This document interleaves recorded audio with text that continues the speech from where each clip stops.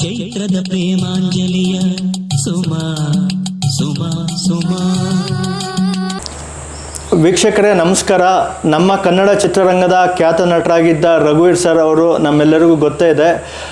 ರಘುವೀರ್ sir ನೀಡಿದಂತಹ ಚೈತ್ರದ ಪ್ರೇಮಾಂಜಲಿ ಆಗಿರ್ಬೋದು, ಹಾಗೆಯೇ ಶೃಂಗಾರ ಕಾವ್ಯ, ಹೊಂಗಿರಣ ಮತ್ತು ತುಂಗಭದ್ರ, ಇನ್ನೂ ಬೇಕಾದಷ್ಟು ಹಿಟ್ ಸಿನಿಮಾಗಳನ್ನೆಲ್ಲ ನಮ್ಮ ರಘುವೀರ್ ಸರ್ ನೀಡಿದ್ದಾರೆ. ಅವರ ಸಿನಿಮಾ ಹಾಡುಗಳನ್ನ ಈಗಲೂ ಕೂಡ ನಾವೆಲ್ಲ ಕೇಳ್ತಾ ಇರ್ತೀವಿ.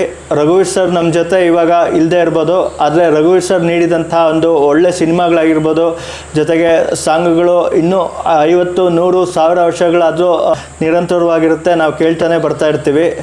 ಸೊ ರಘುವೀರ್ ಸರ್ ಅವ್ರ ಜೀವನದಲ್ಲಿ ತುಂಬಾ ಒಂದು ಡಿಫ್ರೆಂಟ್ ಲೈಫ್ ಸ್ಟೇಜ್ಗಳನ್ನ ಮುನ್ನುಕ್ಕೊಂಡು ಬಂದಿದ್ದಾರೆ. ರಘುವೀರ್ ಸರ್ ಕಷ್ಟ ಕಾಲದಲ್ಲಿ ಯಾರೊಬ್ಬರು ಇಲ್ಲ ಅಂದಿದ್ರು ಕೂಡ ಒಬ್ಬ ವಿಶೇಷವಾದ ವ್ಯಕ್ತಿ ರಘುವೀರ್ ಸರ್ ಜೊತೆ ಇದ್ದರು. ರಘುವೀರ್ ಸರ್ ಅವರ ಕಷ್ಟದ ದಿನಗಳಲ್ಲಿದ್ದರು. ಅವರು ಬೇರೆ ಯಾರೂ ಅಲ್ಲ, ನಮ್ಮ ಜೊತೆ ಇವಾಗ ಈ ಒಂದು ಸಂದರ್ಶನದಲ್ಲಿದ್ದಾರೆ. ಅವ್ರು ಯಾರು ಮತ್ತು ರಘುವೀರ್ ಸರ್ ಅವ್ರ ಬಗ್ಗೆ ಇವ್ರನ್ನೇ ಮಾತಾಡ್ತಾ ಈ ಒಂದು ಸಂದರ್ಶನದಲ್ಲಿ ಕಂಪ್ಲೀಟಾಗಿ ವಿಷಯಗಳು ಮತ್ತು ರಘುವೀರ್ ಸರ್ ಬಗ್ಗೆ ಮತ್ತಷ್ಟು ಮಾಹಿತಿಗಳನ್ನ ತಿಳ್ಕೊಳ್ಳೋಣ. ಸ್ನೇಹಿತರೆ ನಮಸ್ಕಾರ. ನಮಸ್ಕಾರ.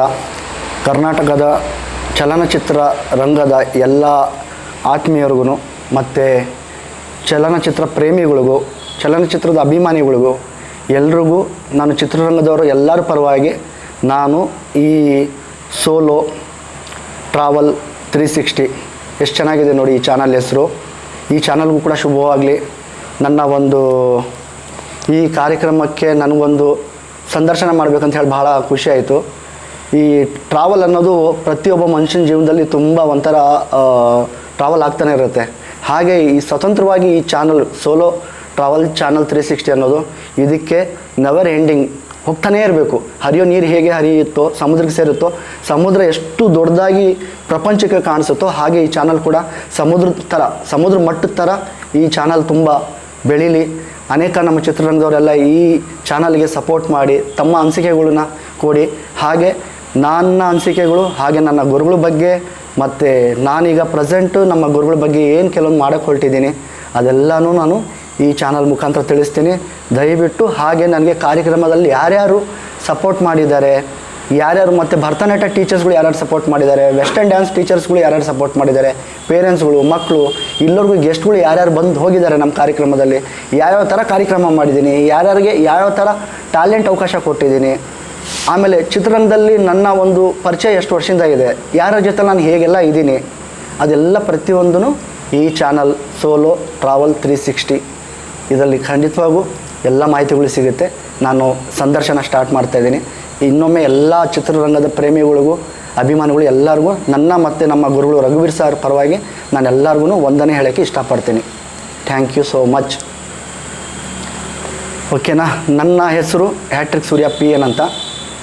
ಎಲ್ಲರೂ ನನ್ನ ಇಂಡಸ್ಟ್ರಿ ಒಳಗಡೆ ರಘುವೀರ್ ಸೂರ್ಯ ಅಂತ ಕೂಡ ಕರೀತಾರೆ. ಯಾಕಂದರೆ ಒಂದು ಟೈಮಲ್ಲಿ ನಾನು ರಘುವೀರ್ ಸರ್ ಜೊತೆಲಿ ಹೋಗಬೇಕಾದಾಗ ಆಗಿನ ಕಾಲದಲ್ಲಿ ಲ್ಯಾಂಡ್ಲೈನ್ಸ್ ಫೋನ್ಗಳೆಲ್ಲ ಇದ್ವು. ಕಾನ್ ಭೂಯಿತಿಂದ ನಾವೆಲ್ಲ ಫೋನ್ ಮಾಡ್ತಾಯಿದ್ವಿ. ರಿಂಗಿಂಗ್ ಈ ಥರ ಡೈಲಿಂಗ್ ಮಾಡೋ ಕಾಲ್ಸ್ ಎಲ್ಲ ಬಂತು. ಆಮೇಲೆ ಬಟನಲ್ಲಿ ಡೈಲ್ ಮಾಡೋವಂಥ ಫೋನ್ಗಳು ಎಲ್ಲ ಬರ್ತಾಯಿತ್ತು, ಲ್ಯಾಂಡ್ಲೈನ್ಸ್. ಆ ಟೈಮಲ್ಲಿ ನಾವು ಎಲ್ಲೇ ಏನೋ ಒಂದು ರಘುವೀರ್ ಸರ್ ಚೆಕ್ ಕೊಡೋರು ಯಾರಿಗಾದ್ರೂ ಹೋಗಿ ಕೊಟ್ಬಿಟ್ಟು ಬಾ ಹೋಗಂತ. ಹೋದಾಗ ಅಲ್ಲೊಂದು ಐಡೆಂಟಿಫೈ, ಯಾರಪ್ಪ ನೀನು ಸೂರ್ಯ ಅಂತ. ಯಾವ ಸೂರ್ಯ, ಎಲ್ಲಿಂದ ಬಂದಿದ್ಯಾ?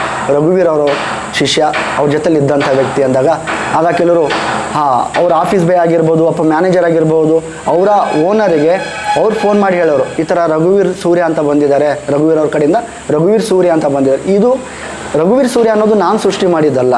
ಇಡೀ ಚಿತ್ರರಂಗದಲ್ಲಿ ಕೆಲವರು ನಾವು ಎಲ್ಲೆಲ್ಲಿ ಹೋಗ್ತಾಯಿದ್ವಿ ಅವರು ನಾನು ಸೂರ್ಯ ಜೊತೆ ರಘುವೀರ್ ಸೇರಿಸ್ಬಿಟ್ಟು ಎಲ್ಲರೂ ಅದು ಪ್ರಚಾರ ಮಾಡೋರು, ರಘುವೀರ್ ಸೂರ್ಯ ಅಂತ. ಅಂದರೆ ನಾನು ಯಾವುದೇ ಆಫೀಸ್ಗೆ ಹೋದರೂ ಅವಾಗ ಎಲ್ಲೇ ಒಂದು ಗಾಂಧಿನಗರದಲ್ಲಿ ಒಂದು ಉದಯವಾಣಿ ಪೇಪರ್ಗೂ ಹೋಗ್ತಾಯಿದೆ, ಕೆಲವೊಂದು ಕಡೆ ಡ್ರಾಯಿಂಗಲ್ಲಿ ಪೋಸ್ಟ್ಗಳು ಡಿಸೈನ್ ಮಾಡೋರು ಅಲ್ಲಿ ಹೋಗ್ತಿದ್ದೆ. ಅವಾಗ ಎಲ್ಲರಿಗೂ ಯಾರು ಬಂದಿದ್ದಾರೆ, ರಘುವೀರ್ ಸೂರ್ಯ ಬಂದಿದ್ದಾರೆ. ಈ ಥರ ಆ ಒಂದು ಒಳ್ಳೆ ಕ್ರೆಡಿಟ್ ನನಗೆ ಎಲ್ಲರೂ ಕೊಟ್ಟಿದ್ದಾರೆ. ಆ ಹೆಸರು ಇವತ್ತಿಗೂ ನನಗೆ ಜೀವಂತವಾಗಿದೆ. ಗೊತ್ತಿಲ್ಲ ಇದು ಎಲ್ಲರಿಗೂ ಹೇಗೆ ಉಳಿಯುತ್ತೆ ಅನ್ನೋದು. ಆದಷ್ಟು ಆ ಹೆಸರನ್ನ ಉಳಿಸೋಕ್ಕೆ ಪ್ರಯತ್ನ ಮಾಡ್ತೀನಿ. ಹಾಗೆ ನಮ್ಮ ಗುರುಗಳ ಸೇವೆ ನಾನು ಇನ್ನೂ ಹೆಚ್ಚಾಗಿ ಮಾಡಬೇಕಂತ ಆಸೆ ಇದೆ. ಹಾಗೆ ಎಲ್ಲರೂ ನನಗೆ ಪ್ರೋತ್ಸಾಹ ಬೇಕು, ಸಿನಿಮಾ ರಂಗದವ್ರ ಪ್ರೋತ್ಸಾಹ ಬೇಕು, ಆ ಚಿತ್ರರಂಗದ ಅಭಿಮಾನಿಗಳು ಪ್ರೋತ್ಸಾಹ ಬೇಕು. ಅಭಿಮಾನಿಗಳು ಯಾಕೆ ಅಂದರೆ ಈಗ ಒಂದು ಮಾತಿರುತ್ತೆ, ಹಳೆ ಕಾಲದಲ್ಲಿ ಹೇಳ್ತಾಯಿದ್ರು, ಇದು ಒಂದು ಹೆಣ್ಣಿಗೆ ಮನಸ್ಸು ಅರ್ಥ ಆಗುತ್ತಂತೆ. ಹಾಗೆ ಚಿತ್ರರಂಗದವ್ರ ನೋವುಗಳು ಚಿತ್ರರಂಗದ ಅಭಿಮಾನಿಗಳಿಗೆ ಮಾತ್ರ ಅರ್ಥ ಆಗುತ್ತೆ. ಯಾಕಂದರೆ ಯಾರ್ಯಾರ ಕಷ್ಟ ಹೇಗಿರುತ್ತೆ, ಏನು ಮಾಡ್ತಾರೆ, ಅದೆಲ್ಲ ಒಂದು ಒಬ್ರಿಗೊಬ್ರು ಒಂದು ನಂಟು, ಅದನ್ನು ಅರ್ಥ ಆಗೋರ್ಗೆ ಮಾತ್ರ ಅರ್ಥ ಆಗುತ್ತೆ. ಸೊ ನಾನು ಇನ್ನೂ ವಿಷಯ ಯಾಕೆ ನಾನು ಹೇಳ್ತಾ ಇದ್ದೀನಿ ಈ ರೀತಿಯಲ್ಲಿ ಅಂದರೆ ಇದು ಎಲ್ಲಿಂದ ಆರಂಭಿಸಬೇಕು, ಎಲ್ಲಿ ಕೊನೆ ಕೊಡಬೇಕು ಅನ್ನೋದು ನನಗೂ ಗೊತ್ತಾಗ್ತಾ ಇಲ್ಲ. ಅಂದರೆ ಯಾಕಂದರೆ ನಾನು ಯಾವುದೇ ವಿಷಯಗಳು ಮಾತಾಡ್ಬೇಕಾದ್ರೆ ನಾನು ಸ್ಕ್ರಿಪ್ಟ್ ಮಾಡ್ಕೊಂಡು ಮಾತಾಡಲ್ಲ. ಅದು ನ್ಯಾಚುರಲ್ಲಾಗಿ ನಮ್ಮ ಅನುಭವದಲ್ಲಿ ಬಂದಿರೋಂಥ ಮಾತುಗಳು ಕೆಲವೊಂದು ಸರಿ ನಾನು ಡೈರೆಕ್ಟಾಗಿ ಮಾತಾಡ್ತೀನಿ. ಹಾಗಾಗಿ ಅದು ಹೇಳಿದಷ್ಟೇ. ಅಂದರೆ ಒಂದು ಅಭಿಮಾನಿಗಳು ಒಂದು ಸಿನಿಮಾನ ಗೆಲ್ಲಿಸ್ಬೋದು, ಸೋಲಿಸ್ಬೋದು, ಏನು ಬೇಕಾದ್ರೂ ಮಾಡ್ಬೋದು, ಅವ್ರ ಕೈಲಿರುತ್ತೆ. ಸಿನಿಮಾದವ್ರು ಎಲ್ಲರೂ ಸಿನಿಮಾ ಒಂದು ಒಳ್ಳೆ ರೀತಿಯಲ್ಲಿ ಅವ್ರದ್ದು ಪಾಯಿಂಟ್ಸು ಟಾಟ್ಸ್ ಇಟ್ಕೊಂಡೇ ಸಿನಿಮಾ ಮಾಡ್ತಾರೆ. ಹೇಗೆಂದರೆ ಎಲ್ಲರಿಗೂ ಅವ್ರೊಂದು ಮಗು, ಎಲ್ರಿಗೂ ತಂದೆ ತಾಯಿಗೆ ಅವ್ರವ್ರ ಮಗು ಮುದ್ದಲ್ವ, ಹಾಗೆ ಪ್ರತಿಯೊಬ್ಬರು ನಿರ್ದೇಶಕರು, ನಿರ್ಮಾಪಕರು, ಆಕ್ಟ್ರುಗಳು ಎಲ್ಲರಿಗೂ ಆ ಪ್ರಾಜೆಕ್ಟ್ ಎಲ್ಲರಿಗೂ ಅವರು ತುಂಬ ಮುದ್ದಾಗೂ ಇರುತ್ತೆ, ತುಂಬ ಅವ್ರ ಇಂಪಾರ್ಟೆನ್ಸ್ ಆಗಿರುತ್ತೆ.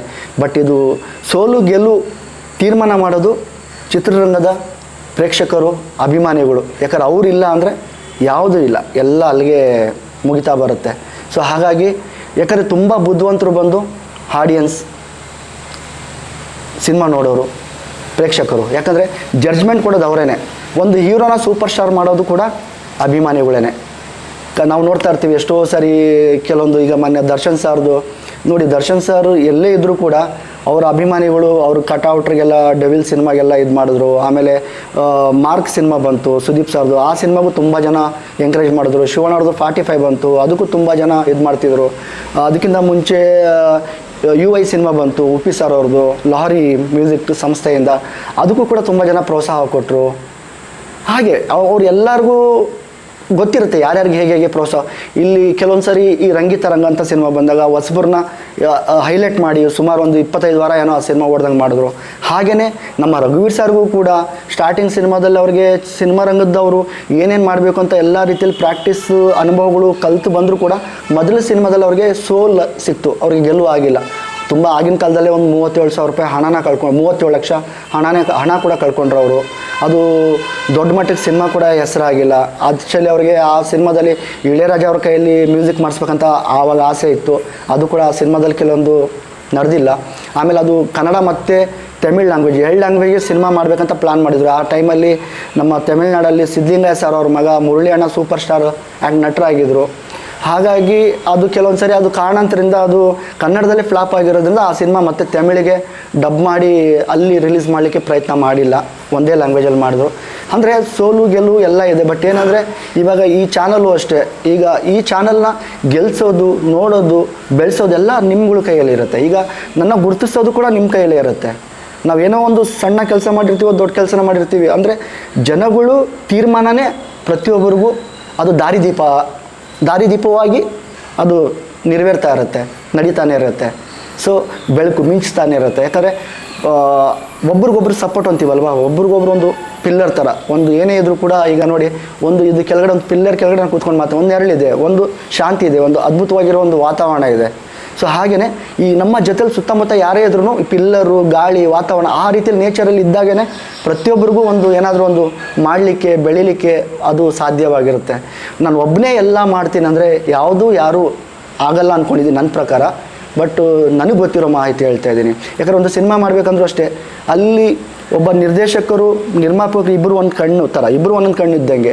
ಅಲ್ಲಿ ಕ್ಯಾಮ್ರಾಮ್ಯಾನು ಮುಖ್ಯವಾಗಿರ್ತಾರೆ, ಮ್ಯೂಸಿಕ್ ಡೈರೆಕ್ಟ್ರು ಕೂಡ ಮುಖ್ಯವಾಗಿರ್ತಾರೆ, ಕೆಲವು ಟೆಕ್ನಿಷಿಯನ್ಸು, ಆರ್ಟಿಸ್ಟ್ಗಳು ಎಲ್ಲರೂ ಮುಖ್ಯವಾಗಿರ್ತಾರೆ. ಒಂದು ಸಿನಿಮಾ ಬಂದು ಬರೀ ನಾನು ಮಾಡಿದೆ ನನ್ನಿಂದನೇ ಆಯಿತು ಅಂತ ಬರಲ್ಲ. ಸೊ ಹಾಗೆಯೇ ಒಂದು ಸಾಧನೆಗೆ ಯಾವಾಗೂ ಅಷ್ಟೇ ಎಲ್ಲರದ್ದು ಸಪೋರ್ಟ್ ಬೇಕಾಗುತ್ತೆ. ಆ ಸಪೋರ್ಟ್ ಇದ್ರೇ ಈಗ ಈ ಚಾನಲಲ್ಲಿ ಒಂದು ಸಂದರ್ಶನ ನಡೀತಾ ಇದೆ. ಸೋಲೋ ಟ್ರಾವೆಲ್ 360 ಆದರೂ ಕೂಡ ಈ ಚಾನಲ್ಗೆ ಕ್ಯಾಮ್ರಾ ಅವ್ರಿಗೆ ಹೆಲ್ಪ್ ಮಾಡ್ತಾ ಇದೆ, ಟ್ರೈಪ್ಯಾಡ್ ಹೆಲ್ಪ್ ಮಾಡ್ತಾ ಇದೆ, ಒಂದು ಕಂಟೆಂಟ್ ಹೆಲ್ಪ್ ಮಾಡ್ತಾ ಇದೆ. ಹಾಗಾಗಿ ಇವುಗಳು ಎಲ್ಲ ಸೇರಿದ್ರೇ ಒಂದು ಅದ್ಭುತವಾಗಿರೋ ಒಂದು ವಸ್ತುವಾಗಿರುತ್ತೆ.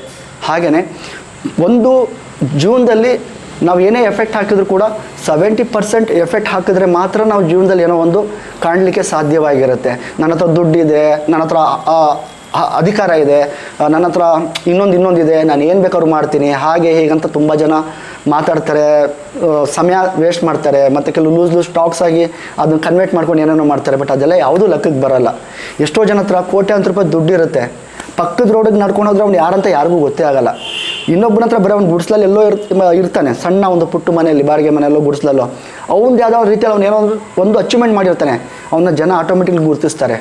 ಹಾಗೆ ಒಂದು ಗಾದೆ ಇದೆ, ಸರಸ್ವತಿ ಇರೋ ಕಡೆ ಲಕ್ಷ್ಮಿ ಇರಲ್ಲ, ಲಕ್ಷ್ಮಿ ಇರೋ ಕಡೆ ಸರಸ್ವತಿ ಇರಲ್ಲ ಅನ್ನೋದು. ಆದರೆ ಸರಸ್ವತಿ ಇರೋ ಅಂಥ ವ್ಯಕ್ತಿ ಅವನ ಲಕ್ಷ್ಮಿನ ತಕ್ಷಣ ಕಾಣದೇ ಇರ್ಬೋದು, ಬಟ್ ಒಂದಲ್ಲ ಒಂದು ದಿವಸ ಲಕ್ಷ್ಮಿ ಸರಸ್ವತಿ ಇರೋ ಕಡೆ ಬಂದೇ ಬರ್ತಾರೆ.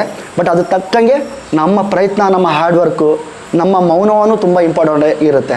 ಕೆಲವರು ನಾವು ಬೆಳೀತಾ ಇದ್ದೀವಿ ಅಂದಾಗ ಅವ್ರು ಇನ್ನೊಂದು ರೀತಿಯಲ್ಲಿ ಇನ್ನೊಂದು ರೂಮರ್ಸ್ ಮಾಡೋದು, ಒಬ್ಬರನ್ನ ಕಾಲು ಎಳೆಯೋದು ಮಾಡಿದಾಗ ಮೇಲ್ಗಡೆ ಒಬ್ಬ ದೇವರಂತ ಇದ್ದಾನೆ, ಅವ್ನು ನೋಡ್ಕೊತಾನೆ. ನಾವು ಅನ್ಬೋದು. ವಿಷಯ ಏನಂದರೆ, ಈಗ ಒಂದು ಸುಳ್ಳು ಅನ್ನೋದು ಬಹಳ ಬೇಗ ಅರಳಾಳುತ್ತೆ. ಅಂದರೆ ಎಲ್ಲ ಕಡೆನೂ ಒಂಥರ ಏನು ಹೇಳ್ತೀವಿ, ಸುಗಂಧ ಥರ ಹೋಗ್ಬಿಟ್ಟು ಬಂದುಬಿಟ್ಟಿರುತ್ತೆ, ಬಟ್ ಅದ್ರಲ್ಲಿ ಸುಗಂಧ ಇರಲ್ಲ, ಅರಳಾಡ್ಕೊಂಡು ಬಂದಿರುತ್ತೆ. ಬಟ್ ಯಾರ್ಯಾರು ಸುಳ್ಳನ್ನ ನೋಡಿ ಎಂಜಾಯ್ ಮಾಡಿರ್ತಾರೋ, ಈ ಸತ್ಯ ಅನ್ನೋದು ನಿಧಾನಕ್ಕೆ ಎದ್ದು ಬರುತ್ತೆ. ಸತ್ಯ ಅಂತ ನಿಧಾನಕ್ಕೆ ಎದ್ದು ಬಂದಾಗ ಈ ಸುಳ್ಳು ಕೇಳ್ಕೊಂಡು ಎಂಜಾಯ್ ಮಾಡಿರೋರು ಅದನ್ನು ಸತ್ಯ ಕೇಳೋಕ್ಕೆ ಅವ್ರು ರೆಡಿ ಅಲ್ಲಿ ಬದುಕಿರಲ್ಲ, ಹೊರಟೋಗಿರ್ತಾರೆ.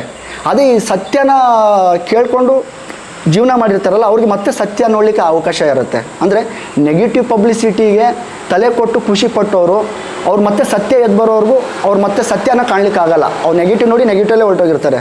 ಈ ಸತ್ಯನ ಯಾರ್ಯಾರು ಬಿಲೀವ್ ಮಾಡಿ ನಂಬಿರ್ತಾರೋ ಅವ್ರು ಮತ್ತೆ ಅವ್ರಿಗೆ ಸತ್ಯ ನೋಡ್ಲಿಕ್ಕೆ ಅವಕಾಶ ಇರುತ್ತೆ.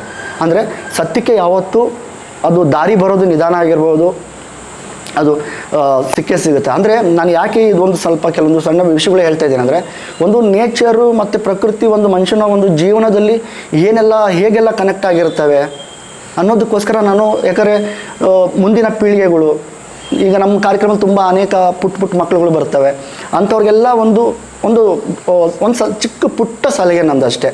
ಹಾಗಾಗಿ ನಾನು ಯಾರು ಒಂದು ದೊಡ್ಡ ಏನು ಅಂದರೆ ಏನಿಲ್ಲ. ನಾನು ಒಂದು ಮರದಲ್ಲಿ ಎಷ್ಟೋ ಎಲೆಗಳು ಇರ್ತವೆ, ಆ ಎಲೆಯಲ್ಲಿ ನಾನು ಒಂದು ಎಲೆ ಅಷ್ಟೇ.